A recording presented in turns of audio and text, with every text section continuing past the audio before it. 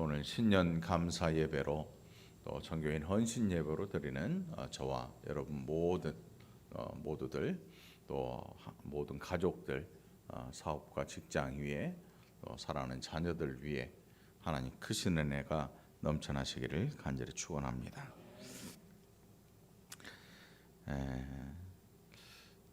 언제까지 이렇게 예배를 드려야 할지 참 난감하기 그지없지만 그래도 이 주일이라도 모일 수 있는 이런 귀한 또 기회를 주셔서 하나님 앞에 감사를 드려야 할 것입니다.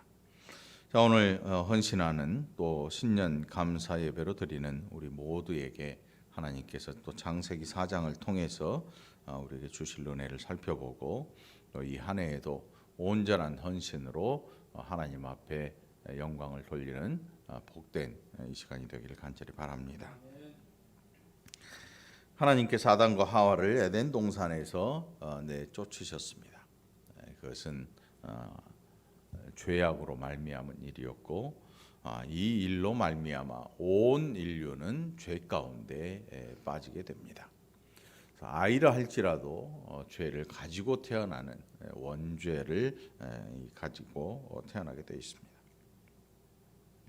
오늘 4장 1절에 보니까 아담이 이제 하와를 통해 아이를 낳는데 이름을 가인이라고 합니다. 첫 번째, 여호와로 말미암아 득남하였다라는 이름을 지어준 가인. 또 둘째, 아벨을 낳았습니다. 근데 문제가 생깁니다. 그저 평범하게 자랄 줄 알았는데 아벨이 죽고 맙니다. 그 죽은 이유가 뭐냐 하면 그 형 가인이 그를 죽였기 때문입니다. 인류 최초의 살인 사건이 일어났습니다. 에덴 동산에서 나와서 아마 얼마 지나지 않아서 일어난 일이죠. 그 살인 사건의 원인이 뭐냐 하면 하나님께서 가인의 예배를 제물을 받지 않으셨다는 이유 때문에 가인이 아벨과 들에서 이야기하다가 그를 쳐 죽여버렸습니다. 돌로 쳐서 죽이고 그냥 놔둔 게 아니고 땅을 파서 묻어버렸습니다. 아무도 모를 거라고 생각을 한 것이죠. 요즘도 연고를 알 수 없는 그런 시신들이 종종 발견됩니다. 그런 분들을 무연고자 처리를 해가지고 화장을 해서 또 무연고 그 이름이 없으니까 알 수 없으니까 번호를 써서 그 흔적만 남습니다. 몇 번 시신 어디에서 발견되었고 죽은 원인이 무엇인지 기록만 남아 있고 시신은 이제 부패돼서 사라지는 것이죠. 당시의 인구가 뭐 요즘처럼 많았다면 익명적으로 누가 죽었는지 누가 지금 어떻게 살고 있는지 잘 모를 텐데 가인이 그의 아들 아담이 그의 아들 가인과 아벨 날마다 볼 텐데 그가 보이지 않습니다. 그리고 하나님께서 그를 찾아오십니다. 야 가인아, 아벨이 어디 있는 줄 아느냐? 이렇게 물어보십니다. 이런 비슷한 장면을 우리가 본 적이 있습니다. 에덴 동산에서 아담이 선악과를 따먹고 동산 나무 사이에 숨어 있을 때 하나님께서 그를 찾아가십니다. 아담아, 내가 어디 있느냐? 물어보십니다. 그랬더니 아담이 내가 두려워서 숨었습니다. 제가 수치를 느끼고 숨었습니다. 가인이 죄를 지었을 때 하나님께서 찾아오십니다. 가인아, 네 아우 아벨이 어디 있느냐 물어보십니다. 죄를 알고 물어보십니다. 물어보시는 게 아니고 너 왜 그렇게 있느냐. 희한하게 아담이 죄를 범했을 때 아담을 찾아가시고 가인이 죄를 범했을 때 가인에게 찾아가십니다. 우리가 죄를 범하면 어떻게 될까요? 우리의 심령에 하나님의 음성이 들려질 것입니다. 왜 그렇게 하냐?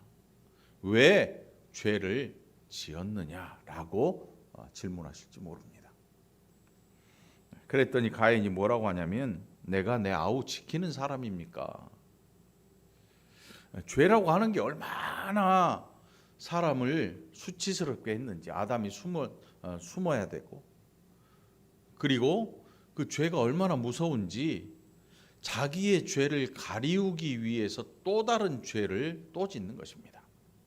죄를 짓기 시작하면 이 죄가 눈덩이처럼 불어납니다. 기하급수적으로 늘어나지요. 어마어마한 죄를 쌓게 되는 것입니다. 문제가 재물을 안 받으셨습니다. 하나님한테 문제가 있었나? 누구한테 문제가 있었나? 재물에 문제가 있었나? 그런데 본문을 잘 읽어보면 답이 나와 있습니다. 답이 나와 있어요. 오래전에 과거에는 이게 재물의 문제였다라고 이야기를 하는 분들도 있었습니다. 아벨의 제사는 양의 첫 새끼, 그러니까 가장 귀한 것으로 드려가지고 그 첫 새끼가 죽어서 피를 흘리고 그 기름으로 하나님 앞에 드렸다. 가인은 농사하는 자였는데 피가 없는 제사를 드렸기 때문에 하나님이 안 받으셨다. 이런 해석을 하기도 했습니다. 그러니까 이 예배를 재물을 받고 안 받고의 결정이 어디에서 나느냐 하면 재물에 있었습니다. 재물에. 그래서 이런 설교를 하면 이렇게 이 성경을 해석을 하게 되면 어떤 일이 일어나냐면 여러분들이 하나님 앞에 드리는 헌물들, 헌금들 말이죠. 요즘 그게 많으냐 적으냐에 또 얼마나 네가 가지고 있는데 그 중에서 얼마를 하나님 앞에 드렸냐의 문제가 대두됩니다. 그런데 아무리 봐도 성경이 그렇게 말하고 있는 것 같지는 않습니다. 그래서 목회자라는 위치가 또 신학자들의 위치가 얼마만큼 중요한지 성경을 해석하는 일이 왜 그렇게 중요한지를 우리가 새삼 깨닫게 되는 거죠. 성경을 잘못 해석해 버리면 엉뚱한 길로 가게 돼 있는 것입니다. 오히려 차라리 그럼 여기서 멈추자 해버리면 거기서 멈춰서 더 안 가고 기다리면 언젠가 하나님께서 진리의 빛으로 우리를 인도하실 텐데 인간적인 방법으로 이게 맞다라고 다수결의 의견을 모아서 그 길을 나가기 시작하면 문제가 생기게 돼 있는 것입니다. 오늘 이 본문 속에 보면 세월이 지났습니다. 3절에 보니까 여기 가인의 직업이 뭐였냐면 농부였어요. 농부. 가인은 농사하는 자였고 아벨은 양치는 자였습니다. 여러분 양치는 거하고 농사와 무슨 차이가 있습니까? 양을 기르려면 끊임없이 움직여야 됩니다. 한 곳에 기둥을 박은 집을 지을 수가 없습니다. 텐트를 가지고 계속 움직여야 됩니다. 양들이 풀을 뜯어 먹으면 풀이 없어지면 또 새로운 풀을 찾아서 또 떠나가야 됩니다. 농사는 그렇지 않지요. 여러분 농사하는 분이 쟁기를 둘러매고 여기 한 해 졌으니까 저쪽 가서 지어야지 하고 돌아다니는 사람 없어요. 머무는 그 자리에서 계속해서 그 땅을 경작해서 거기에서 자기의 삶을 영위하게 되죠. 그래서 요즘 비료 퇴비 이런 걸 막 주고 해가지고 땅 토양을 북돋아 가지고 계속해서 농사를 짓는 것입니다. 돌아다닐 필요가 없는 것입니다. 그러면 유목민이 하나님 앞에 정답이냐, 농사하고 정착한 게 정답이냐, 이렇게 따지는 사람도 있을지 모릅니다. 아브라함을 보니까 땅에 말뚝박은 집을 짓질 않았습니다.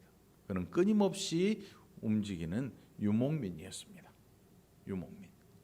양떼를 먹이기 위해서 풀을 찾아 이동하는 유목민이었습니다. 양치는 자, 목동이죠. 목동. 그런데 그렇게 살았던 양치기, 그렇게 목동으로 살았던 사람들 중에도 죄인들이 엄청 많습니다. 목동을 했다고 해서 그게 하나님 앞에 성공한 게 아니었습니다. 농사를 지었다고 해서 망한 것도 아니었습니다. 그리고 오늘 4절 보면 이제 이 3절 뒤에 보면 가인은 땅의 소산으로 제물을 삼아 여호와께 드렸다. 여호와께 드렸다. 그리고 4절에 보니까 아벨은 자기도 양의 첫 새끼와 그 기름으로 드렸다. 그런데 여호와께서 아벨과 그의 제물은 받으셨는데 가인과 그의 제물은 받지 아니하셨다. 여러분, 하나님께서 받지 않는 예배가 있을까요? 있습니다. 오늘 여기에 보니까 제물을 안 받으시는 것은 요즘 우리가 드리는 예배와 같은 일로 우리의 예배를 안 받으셨다는 뜻입니다. 예수님은 예배에 대해 뭐라고 하셨는가 하면 이 산에서도 말고 저 산에서도 말고 이제 신령과 진정으로 너희가 진짜 예배할 때가 오는데, 그래서 영과 진리라고 해석되기도 하고 또 옛 성경에는 신령과 진정으로 예배할지니라 이렇게 말씀하기도 했죠. 이렇게 말씀했죠. 근데 이 신령과 진정이 과연 뭘까? 오늘 이 본문에서 발견할 수가 있는데 가인이 울그락불그락 난리가 났습니다. 여러분, 그러니까 오늘 이 본문을 자세히 잘 묵상하시고요. 예배라고 하는 이 시간, 예배를 드린다고 하는 이 시간이 얼마나 귀하고 얼마나 복된 시간이고 얼마나 우리의 인생에 정말 귀한 시간인지를 다시 한번 알게 되기를 간절히 축원합니다. 그래서 예배가 중요하다. 예배가 중요하다. 이것은 예배가 몇 번 드리냐의 문제가 아니고 예배를 드리는 그 백성들이 어떻게 하나님 앞에 살고 있느냐를 물어보는 시간입니다. 사실은. 이 가인이 몹시 분하여 안색이 변했다 그랬습니다. 몹시 분하여 안색이 변했다. 이 몹시 분했다. 이 속에서 막 이 화가 터져 나오는 거지요. 화가. 성질 급한 사람들 보면 그렇잖아요. 막 울그락불그락 지금 당장 확 막 어떻게 해버려야지 직성이 풀리는데 지금 이 가인이 그렇게 하나님 앞에 자기의 이 불만을 터뜨리고 있는 것입니다. 왜 안 받아요? 내 거 왜 안 받아요? 이렇게 얘기하는 것입니다. 얘 거 왜 받는데 내 거는 왜 안 받습니까? 왜 안 받습니까? 라고 따지는 거예요. 안색이 변하고 막 분을 품었습니다. 그랬더니 하나님께서 가인에게 뭐라고 하시는가 하면 내가 분하여 하면 어찌 됨이냐 안색이 변하면 어찌 됨이냐. 다시 말하면 너 지금 내가 너의 재물을 안 받았다고 나한테 이렇게 하는 것이냐? 너 화낼 일이 있느냐? 그 이유가 도대체 무엇이냐라고 가인에게 하나님께서 되묻고 계십니다. 다시 한번 생각해 보면 내가 너의 재물을 안 받은 것에 대해서 너 좀 생각을 해봤느냐? 그 책임이 어디 있다고 생각하느냐라고 물어보시는 겁니다. 우리가 예배를 하나님 앞에 드린다고 주일날 모였는데 하나님께서 우리가 드리는 예배를 이렇게 보시더니 안 받으십니다. 그런데 막 목회자인 제가 화를 내고 장로님들 권사님들이 막 화를 내고 왜 안 받냐고 막 화를 내는 것입니다. 그럴 때 하나님께서 우리를 향해서 물어보십니다. 왜 그렇게 화가 났냐? 그 예배를 내가 안 받는 책임이 지금 어디에 있다고 생각하느냐?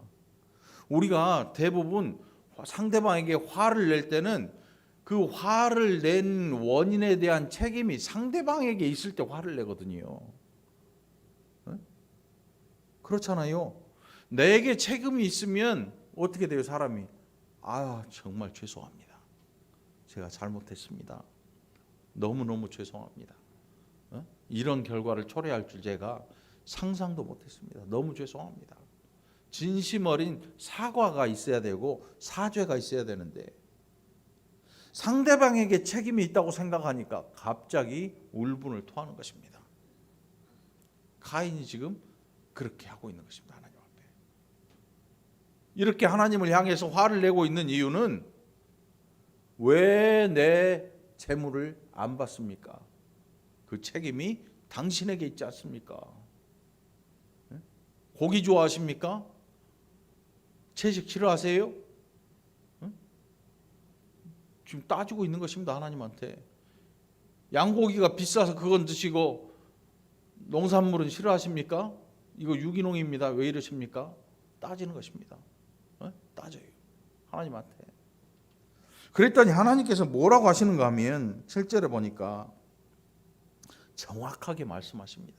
내가 왜 너의 재물을 기뻐하지 않았는가, 받지 않았는가 하면 7절에 보니까 내가 선을 행하면 어찌 낯을 들지 못하겠느냐. 낯을 얼굴 말하는 거예요. 얼굴. 벼벨 때 쓰는 낯이 아니고 얼굴. 네가 착하게 선을 행했다면, 내 앞에서 선을 행했다면 어떻게 내 앞에서 낯을 들지 못하겠느냐. 아담이 죄를 짓고 동산 나무 사이에 숨은 거랑 똑같아요. 하나님 얼굴 보는 게 무섭고 두려워서 동산 나무 사이에 숨어 있습니다. 아담을 찾을 때 내가 벗었는 걸 보고 두려워서 숨었습니다.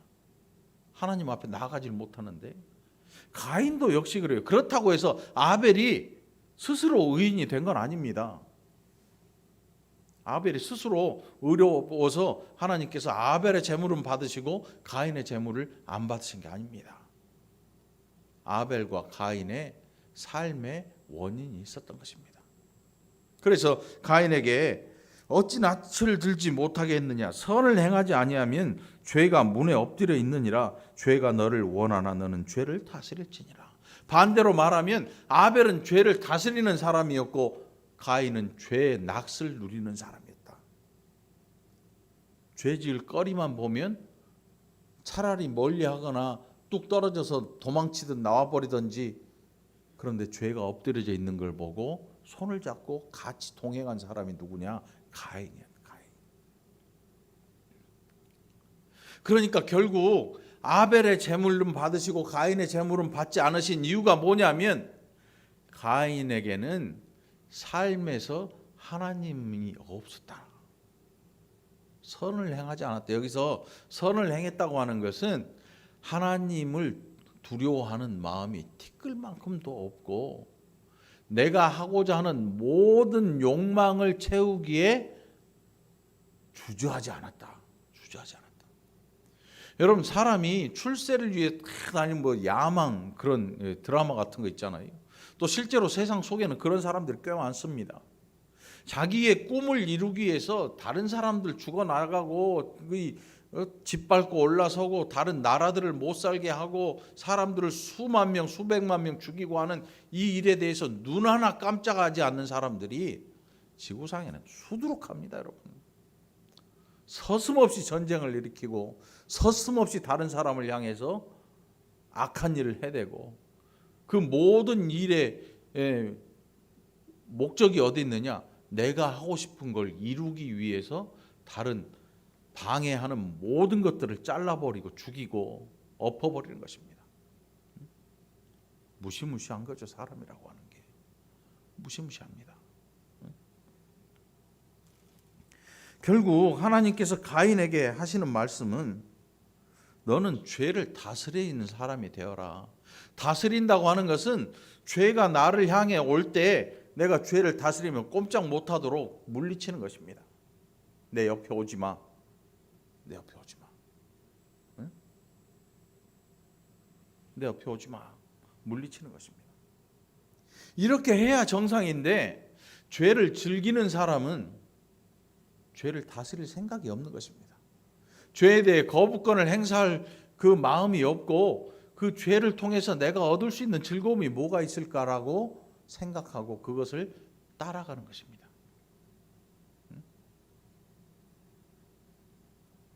그게 오늘 시편, 우리가 교동문으로 봉독한 시편 1편에 나와 있는 것이죠. 복이 있는 사람은 악인의 꾀를 따르지 아니하고 오만한 자의 자리에 앉지 아니하고 오직 여호와의 율법을 즐거워하여 그 율법을 주야로 묵상하는 자다. 결국 아벨과 가인의 차이는 뭐냐 하면 오만한 자의 자리에 앉지 않고 죄인의 길에 서지 않는, 죄인들의 길에 서지 않고 그들의 꾀를 따라가지 않는 것. 아벨은 그렇게 따라가지 않고 살았고 가인은 그 길을 따라가서 자기가 그 죄에서 얻을 수 있는 욕망과 즐거움을 마음껏 누렸다는 사실입니다. 여러분, 이 시대는 정말 무서운 문화가 자리하고 있습니다.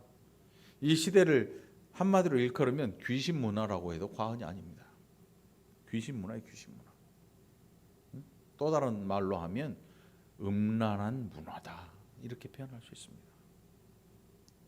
소위 예술이라고 말하는데 사진을 찍어 놓은 거, 공원에 조각상을 해놓으면 뭐가 제일 많아요? 여자들 벗고 있는 가슴이나 엉덩이나 뭐 이런 성적인, 그걸 뭐 아름다운 곡선 입내하고 만들어 놓은 그런 작품들이 수두룩합니다. 사실은 이 시대를 상징해 주는 그런 겁니다. 영화를 봐도 여배우가 옷 벗는 거 이런 거는 뭐 부끄러움도 없습니다. 수치도 알지 못하고 그 포르노나 이런 것들을 자기 컴퓨터에 가득 저장해 놓고 그걸 보고 즐기고 티끌만한 죄의식도 느끼지 못하는 그런 사람들이 지구상에 거의 지구상을 뒤덮고 있습니다. 그러니까 음란한 문화와 귀신의 문화가 뒤섞여 있는 것입니다. 이 안에서 그리스도인들이 살아가기에 너무나 힘들고 어려운 세상이 됐죠. 아벨이 신앙생활을 잘 했다, 교회를 잘 다녔다, 그런 내용은 아니잖아요. 그러면 그 당시에 뭘 보고 하나님께서 이렇게 말씀하셨을까요? 뭘 보고?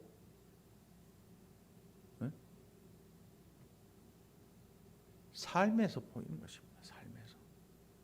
아벨은 하나님께서 말씀하는 죄를 다스리는 삶을 살았습니다. 선의 반대는 뭐하냐면 악을, 다시 말하면 죄입니다. 죄, 악이죠. 함께 따라다녀요. 죄와 악이 함께 붙어다녀요. 너는 죄를 다스릴지니라. 하나님께서 아벨을 보고 계십니다. 하나님께서 가인을 보고 계십니다.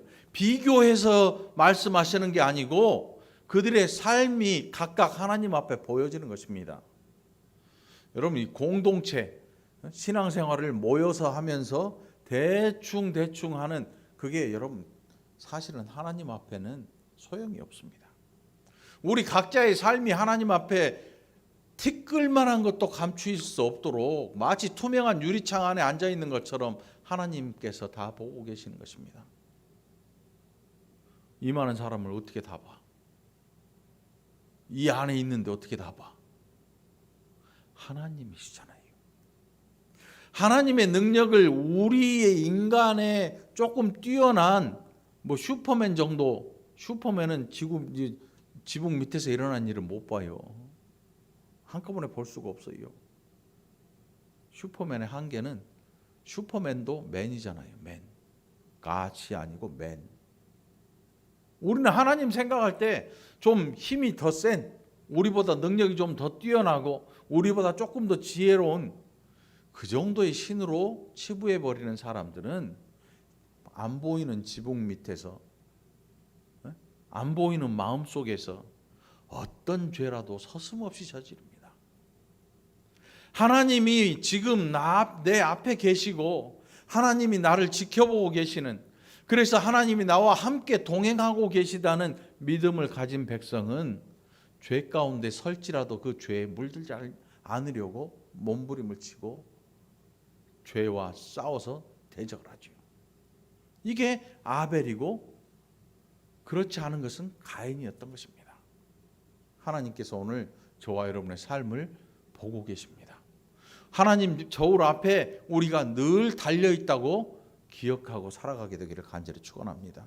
우리의 입에서 나오는 말 한마디, 우리의 머릿속에 도는 생각들, 경건해지기 위해서 힘쓰고 거룩해지기 위해서 노력하고 눈물을 흘려 하고 죄에 빠지지 않게 하기 위해서 절제하고 해야 되는 것이 우리들의 삶인 것입니다. 금욕이 아닙니다, 여러분. 금욕주의는 신앙적인 게 아닙니다. 금욕은 우리의 믿음과 별로 어울리지 않는 것입니다. 안 먹어야 되고, 안 입어야 되고, 앉아야 되고, 먹는 것도 죄처럼 여기고, 웃는 것도 죄처럼 여기고, 그 금욕주의야. 그거는 믿음과 관련이 없습니다. 금욕주의자들, 신앙과 관련이 없는, 거기다가 기독교를 살짝 곁들여서 마치 저기 논현동 가면 논현 사거리 모퉁이에 애들이 좋아하는 서브웨이라는 샌드위치를 팔아요. 샌드위치라는 원어 발음은 샌웨이. 못 듣겠지요? 뭔 소리인지. 저도 몰라요. 미국 사람들한테 샌드위치 주세요 그러면 모른대요. 저 언젠가 TV에서 보니까 그 영어 가르치는 사람이 그러더라고. 샌웨이. 따라해봐요. 서브웨이라는 요만한 빵, 바게트 빵 같은 사이 갈라가지고 직원한테 이거 주셔 마치 금욕주의는요, 의외에 기독교를 살짝 곁들여 놓은 것이 기독교가 아니에요. 금욕주의. 그러니까 금욕주의로 빠지면 안 돼요, 여러분. 금욕주의의 특징이 뭐냐면 우리가 드라마 보는 것도 죄라고 여겨요. 아무것도 하면 안 돼요. 숨 쉬는 것도 죄 같아서 하나님 앞에 죄송해서 몸둘 바를 모르래요. 삶이 즐겁고 행복하면 죄라고 여겨요. 육신을 죽여야 신앙이 자라난다고 생각을 해요. 그래서 우리가 밥 먹는 숫자처럼 금식을 해요. 그래야 영이 반짝반짝 살아날 거라고 생각을 해요. 그 신앙이 아니죠. 그런 걸 따라가면 안 돼요. 큰일 나죠. 그런 분들하고는 대화 자체가 안 돼요. 제가 깔깔대고 잘 웃잖아요. 목사가 저를 볼 때 불경한 목사라고 그럴지 몰라요. 저 목사는 맨 밥도 얼마나 터지게 먹었으면 배가 저렇게 터지게 나왔을까, 이렇게 말할지 몰라요. 불경하게 취급할지 몰라요. 그러나 금욕주의는 결단코 신앙이 아니야. 그런 거를 따라가면 절대 안 돼.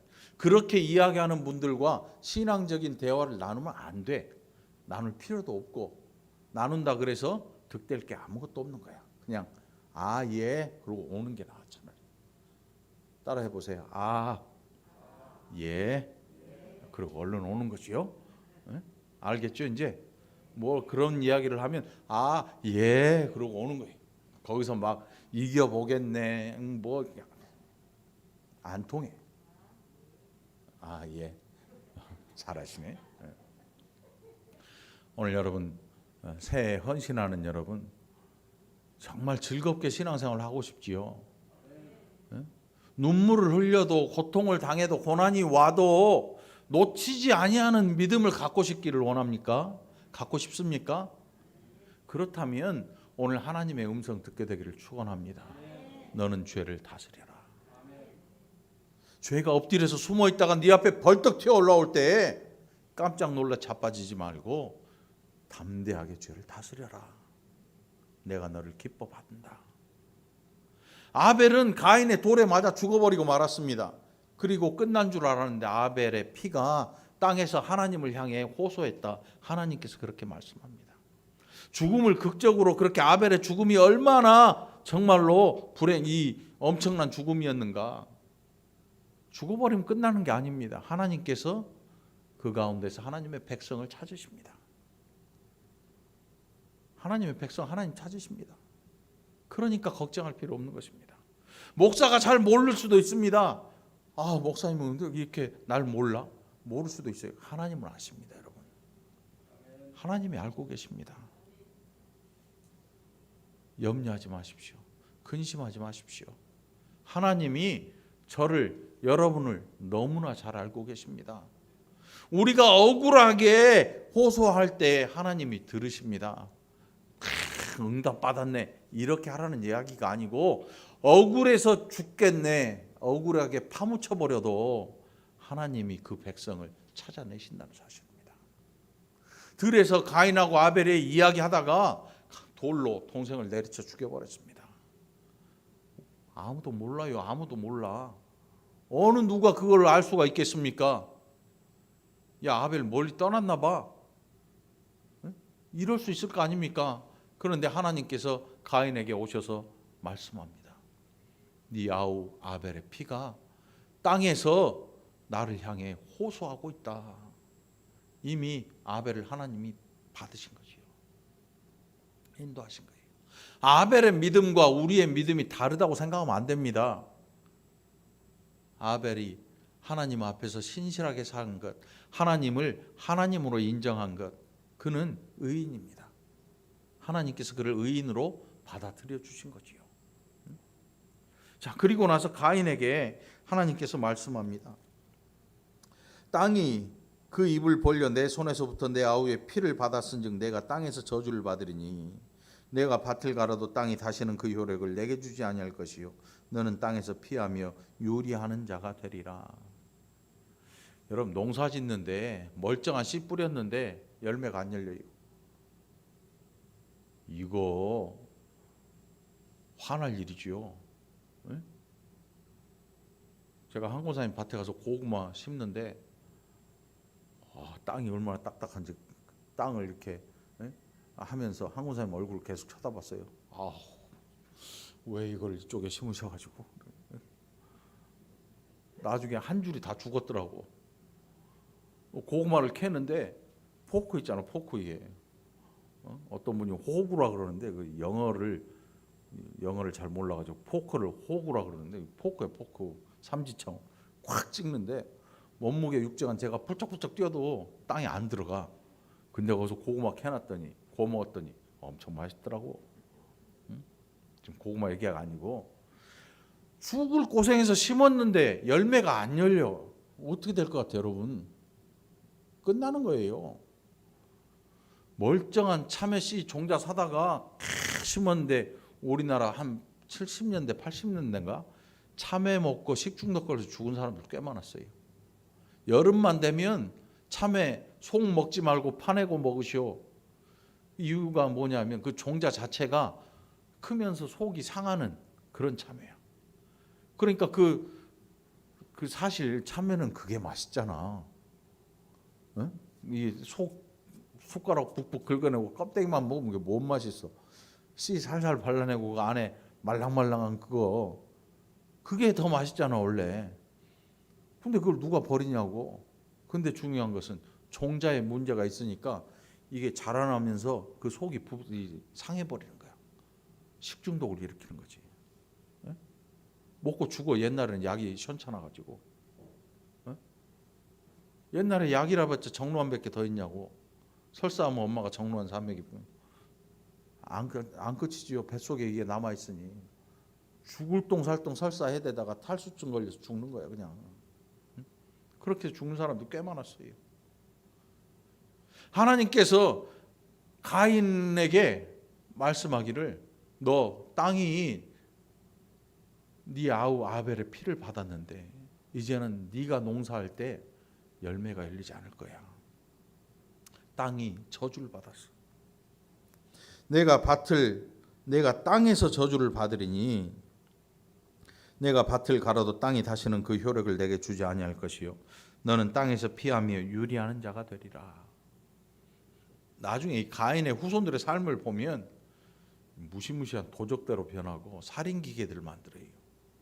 나중에 가인의 후손들을 보면 아예 하나님과 등을 돌리고 원수된 자들이 가인의 후손이라고 일컬어져요. 원수된 자. 여러분 예배 시간에 예배를 드리는데 하나님께서 너 예배 싫어 안 받아 이렇게 말씀하신다면 그 소리가 여러분의 귀에 들린다면 여러분들은 어떨 것 같아요? 화내고 분해하지 마십시오. 그 책임이 하나님에게 있다고 생각하지 마시고 나에게 있다는 사실을 알고 하나님 앞에 엎드려서 대성통곡이라도 하십시오. 하나님 나를 받아주십시오. 하나님 나를 좀 받아주세요. 내가 이렇게 죄 많고 죄 지은 거 많고 하나님 내가 그거 알죠. 용서해 주시고 받아주세요. 이 회개하고 하나님 앞으로 나아가는 게 이게 믿음의 백성들의 모습이지요. 교회 안에서 혈기 부리는 것 여러분 멈추기를 간절히 축원합니다. 혈기 부리지 마세요. 혈기 부리는 거 하나님의 은혜를 이루지 못합니다. 혈기는 제가 다 부리잖아요. 저한테 하는 얘기니까 여러분 잘 안 들어도 될 것 같아요. 나보고 한 소리니까. 우리 집사람이 아멘 하네 속으로. 다 알지. 응? 자,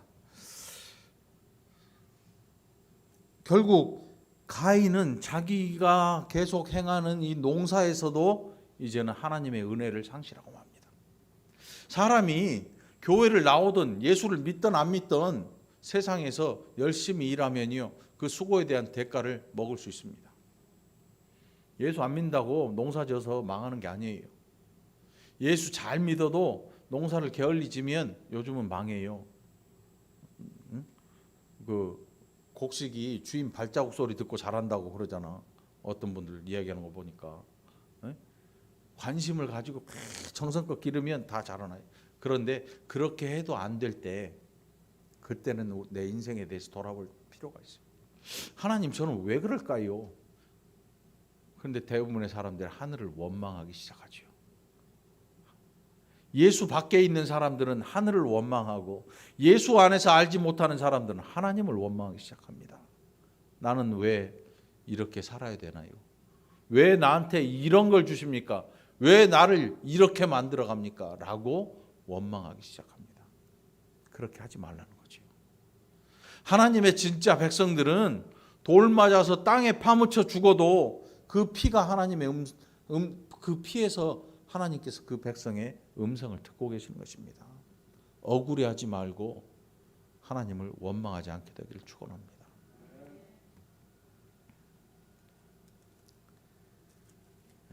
오늘 헌신하는 여러분들, 우리가 이 땅에서 살면서 가장 잘해야 될 일이 뭘까요? 아마 예배라고 대답할 것입니다.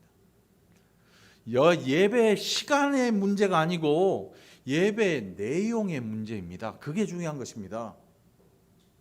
우리는 여태껏 예배의 시간과 예배 그 당시에 정성이 얼마나 들었느냐를 생각을 하고 살았어요. 좋은 양복, 집에서 제일 좋은 양복 입고, 부흥 강사님들 그러잖아요. 헌금 빳빳한 거 어디 허리 접힌 걸 갖고 나와. 허리 접힌 거 저 잘 써요. 줘. 허리가 접혔던 귀퉁이가 찢었던 그거 상관없어요. 뭐 어때요? 돈이 돌다가 내 손에 들어왔는데 그걸 또 빳빳하게 다리고 어디 교회를 쓰리바짝을 끌고 와. 신발이 없어서 쓰리바 신고 올 수도 있어. 양말 없어 못 신을 수도 있어. 필리핀 같은데 이런 데 가면 아예 옷이라고 하는 자체가 없어서 못 입는 사람들도 있어. 선교사님들이 그들을 찾아가. 만일 악의적으로 일부러 그런 옷을 입고 온다면 문제가 되겠지만 갖고 있는 것 중에 입을 만한 게 그거밖에 없으면 어쩔 수 없잖아. 의복의 문제도 아니고. 그럼 뭐가 문제예요 도대체?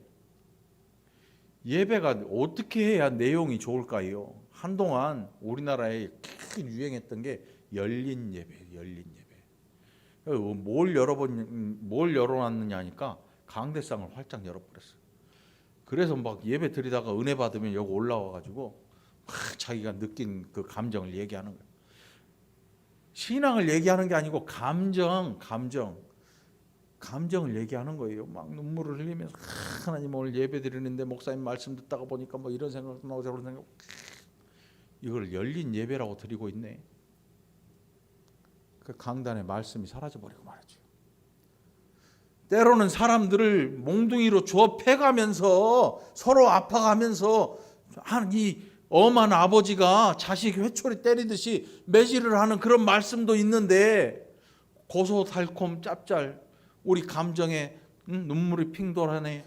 정말로 이런 이야기를 하다 보니까 강단의 무게감이 사라져버리고 말았어요. 누구라도 올라올 수 있는 열린 강단이 돼버리고 말아요. 열린 예배라고 하니까 성가대도 없어요. 일부러 청바지 찢어진 거 이런 막 입고 와가지고 성가대 사가지고 찬양하면서 찬양도 이렇게 안 부르고 짝다리 짚고 이렇게 부르고 하더라고. 보니까 이게 발라든지 찬송인지 알 길도 없어요. 그렇게 열어버렸어요. 그렇게 하면 교회가 좋을 거라고 생각했어요. 그런데 교회가 결코 좋지 않아요.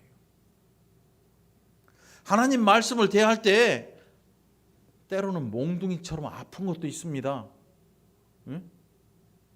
때로는 설교할 때 사람을 쳐다보지 못할 때도 있어요. 저도 못 쳐다볼 때가 있어요. 이 말씀 보다 보면 이거 어떻게 전해야 되나 이런 생각 들 때도 있어요. 제가 그랬잖아요. 혈기 부리지 말라고. 근데 내가 부끄러워. 그럴 때도 있어요. 하나님 말씀이라는 게 그래요. 사람 대상 가려가면서 귀 속에 단소리만 찔찔찔찔 하다 보면요, 다 죽어요. 다 죽어. 하나님께서 가인 듣기 좋은 소리로 야 그렇게 하지 말고 조금만 더 그렇게 하지 말고 아벨 이왕 죽은 거니까 너라도 잘 살아야 되지 않겠어? 이렇게 하시지 않아요. 엄중하게 말씀하세요. 너는 죄를 다스려라. 그래서 다스리지 않았기 때문에 죄와 함께 즐겼기 때문에 나는 죄와 함께 거하지 않는 여호와다. 그래서 내가 너의 재물을 받지 않는다. 나는 너의 예배가 기쁘지 않다. 나중에 이스라엘에 솔로몬이 세운 성전 얼마나 화려합니까? 하기야 뭐 화려해봤자 요즘에 비하겠어요. 그런데 솔로몬이 가진 모든 보물로도 하나님을 기쁘시게 할 수 없습니다. 그 성전도 문 닫아버리고 다 찢어서 이방인들 줘버렸어요. 다 뜯어가고 다 뺏기고 지금은 흔적조차 없고 어디 있는지 알 수도 없어요. 금방패 은방패 다 있었는데 그 방패 나라도 하나 주고 가지. 그건 다 어디로 가버리고 알지도 못해요. 예배 시간이 중요한 게 아니고 예배를 몇 번 드리냐가 중요한 게 아니고 예배에서 어떤 백성이 어떤 마음을 가지고 하나님 앞에서 살고 그리고 그 백성이 하나님 앞에 예배하느냐 이 문제가 이제 나오기 시작하는 것입니다. 우리의 문제가 뭐냐면 예배 시간 자체에 집중하는 것입니다. 그러나 예배라고 하는 건 1시간 드릴 수도 있고 2시간 드릴 수도 있고요. 때로는 밥을 못 먹을 정도로 오래 드릴 수도 있어요. 왜요? 말씀이라고 하는 게 나누다 보면 눈물 콧물 다 쏟아질 수도 있고요. 우리 얼굴이 화끈거릴 수도 있고요. 그럴 수도 있습니다. 그런데 예배를 횟수를 많이 드리다 보니까 더 못하는 것입니다. 더 못해요. 우리는 그렇게 하면 안 되겠지요. 시계 보지 말라고. 앞에는 시계가 없잖아. 여기다 시계 붙여놔봐요. 난리 나지. 12시 되면 목사님 아마 이런 사람 있을걸요. 12시 됐다고. 네? 그러지 마. 예배 드리는 날이면 약속하지 말고 와. 약속하지 말고. 물론 그렇다고 해서 제가 막 1시, 2시까지 막 설교할 힘도 없어요. 그렇게 준비도 안 해와. 오래 하지도 않아. 중요한 것은 예배의 내용에 집중하라는 거예요, 여러분. 목사가 어떤 설교를 했냐 이 내용이 아니고 나 자신의 내용에 집중하라는 거예요. 나 자신. 이 중에 이 나라에 지금 주일이잖아요. 우리나라에 수많은 교회들에서 예배를 드리는데 그 가운데 하나님이 받지 않는 성도들의 예배도 있을 거예요. 가슴 아픈 얘기지만 있을 거예요. 상업적인 목적으로 교회 다니는 사람들 많아요. 정치적 목적을 가지고 다니는 사람들 꽤 많아요.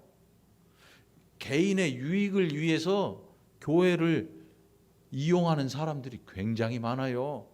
그런 사람들의 예배는 안 받지 않아요. 아시잖아요. 하나님이 바보가 아니잖아요. 하나님이 죽은 신이 아니잖아요.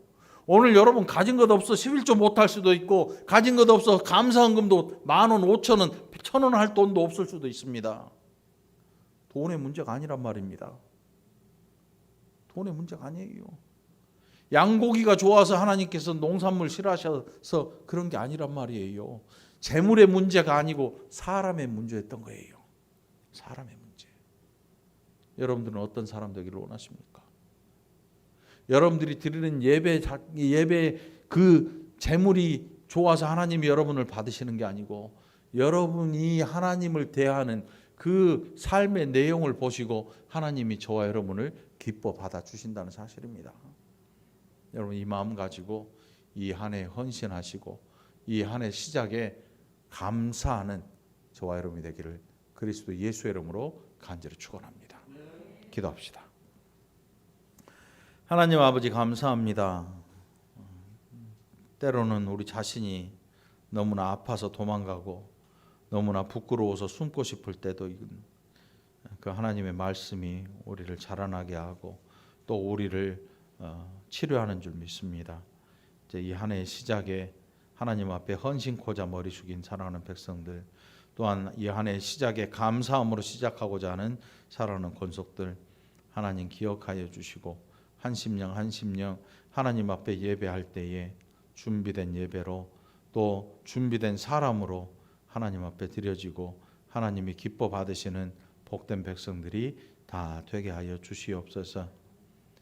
위선자가 되지 않게 하시고 하나님 앞에 있는 그대로 우리의 삶을 다 보여드리고 감출 수 없는 하나님 앞이라는 사실을 늘 기억하게 하시고 이 세상에서의 삶이 더 경건해지고 더 하나님 기뻐하시는 그 삶으로 가까이 나아가도록 우리의 삶에 노력과 인내와 또 끈기를 더하여 주시옵소서. 그래서 우리가 모일 때에 진짜 기쁨이 있게 하시고 우리의 예배에 눈물도 있고 기쁨도 있고 웃음도 있게 하시고 하나님 앞에 드리는 이 예배가 얼마나 귀한지도 깨달아 알게 인도하여 주시옵소서. 감사드리옵고 예수님 이름으로 축복하며 기도합나이다. 아멘.